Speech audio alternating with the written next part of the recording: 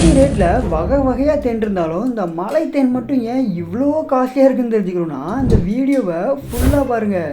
APs டொசாட்டா அப்படின்ற இந்த வகை தேனீக்கள் தான் இந்த மலை தேனை உற்பத்தி செய்து. இந்த வகை தேனீக்கள் மற்ற தேனீக்கள் மாதிரி தரை மட்டத்தில் அதோட கூட்டம் அமைக்காமல் அதிக உயரமான மரங்கள் மற்றும் உயரமான மலைப்பகுதிகளை தான் அதோட கூட்டையே அமைக்கும். இதனாலேயே இந்த மலை தேனீக்களோட தேனை சேகரிக்கிறது அவ்வளவு லேசுப்பட்ட விஷயமே கிடையாது.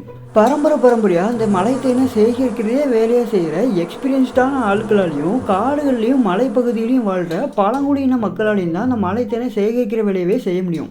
இதெல்லாம் போதாதுன்னு இருக்கிற தேனி இனங்கள்லேயே அதிக டேஞ்சரஸானது இந்த மலை தேனீக்கள் தான். எந்த அளவுக்குனா இந்த ஒரு மலை தேனி உங்களை கொட்டினாலே கிட்டத்தட்ட 6 இந்திய தேனீக்கள் உங்களை கொட்டினாக்கு சமம்.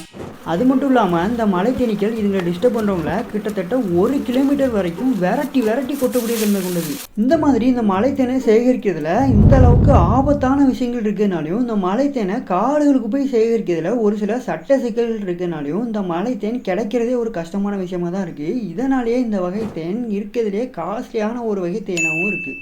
ஆனாலும் இந்த மலை தேனுக்கு அதிக அளவில் டிமாண்ட் இருக்கனால இந்த மலை தேனோட பேரில் அதிக அளவில் மோசடிகளும் நடக்குது. அதனால் மக்களே உஷாராக இருங்க. இந்த மலை தேனை வாங்கும்போது நம்பிக்கையான பீ கீப்பர்ஸ் மூலமாக இந்த மலை தேனை உண்மையாகவே சேகரிக்கிறவங்க மூலமாக மட்டும் வாங்குங்க. இந்த வீடியோ பிடிச்சிருந்தா மறக்காமல் லைக் பண்ணி விட்டுருங்க. மேலும் இதே மாதிரி தேன் பற்றியும் தேனீக்கள் பற்றியும் சுவாரஸ்யமான தகவலை தெரிஞ்சுக்க நம்ம சேனலை ஃபாலோ பண்ணிடுங்க. அப்புறம் இந்த ஒரு வீடியோவை இந்த மலை தேன் மட்டும் ஏன் இவ்வளோ காஸ்ட்லியாக இருக்குன்னு கேட்குற உங்களோட ஃப்ரெண்ட்ஸ் அண்ட் ஃபேமிலிக்கு ஷேர் பண்ணி விட்டுருங்க. நெக்ஸ்ட் வீடியோவில் நான் நாளைக்கு பார்க்கலாம்.